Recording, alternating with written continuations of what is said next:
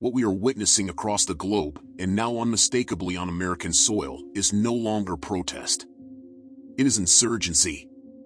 It is ideological warfare operating beneath the veneer of activism, and it follows a deadly precedent. From chants of Intifada revolution at rallies, to acts of calculated violence against Jews and Israelis, we are seeing a disturbing return to a strategy honed during the First and Second Intifadas: begin with protests, escalate with incitement, and end with bloodshed. The difference is, this time, it's global. Two major terror attacks in the United States over the span of less than 2 weeks confirm that the escalation is well underway. These attacks weren't random. They were ideologically driven, tied directly to the pro-Palestinian movement's increasingly militant wing, and both were fueled by anti-Semitic hatred that goes far beyond opposition to Israeli policy.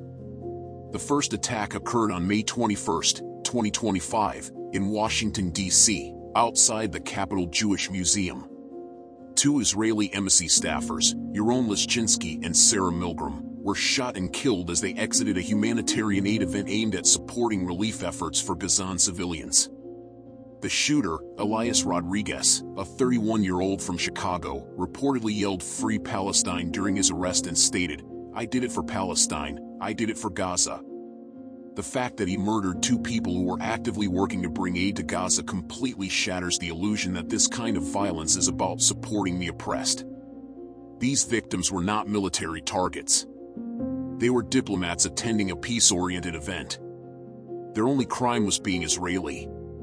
Just days later, on June 1, 2025, in Boulder, Colorado, the second act of terror struck, this time at a peaceful demonstration organized by the group Run for Their Lives, which advocates for the release of Israeli hostages still held by Hamas. During the event, Mohammed Sabri Solomon, a 45-year-old Egyptian national, attacked elderly Jewish participants using a homemade flamethrower and incendiary devices. Witnesses reported him shouting "Free Palestine" as he unleashed flames on the crowd. 6 victims, aged 67 to 88, suffered serious burns. 2 remain in critical condition. Authorities confirmed the attack was targeted, and the FBI is investigating it as an act of terrorism. This pattern is impossible to ignore. The same rhetoric, "Free Palestine," is being used to justify attacks not on combatants, but on Jews attending peaceful events, including ones advocating humanitarian aid. These incidents prove the nature of the violence is not reactive or contextual, it is existential. The logic behind these attacks is not resistance, but annihilation.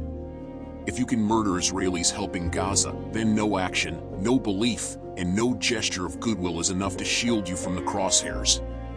It doesn't matter who you are or what you're doing. If you are Jewish, Israeli, or sympathetic to Zionism, you are a target. This is the defining trait of the Global Intifada. It is a war not on policy, but on identity. We've entered a phase where violence is no longer localized.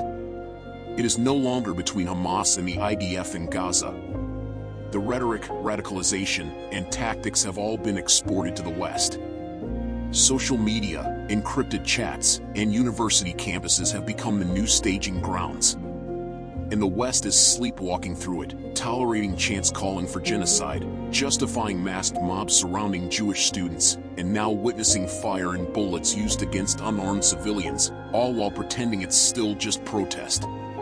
The First and Second Intifadas follow this exact path: begin with mass demonstrations, inflame emotions, isolate the Jewish presence, and then escalate to mass murder. We are now watching that strategy unfold on a global scale. The Global Intifada has officially begun. And if we fail to recognize it now, we may soon find ourselves unable to stop what comes next.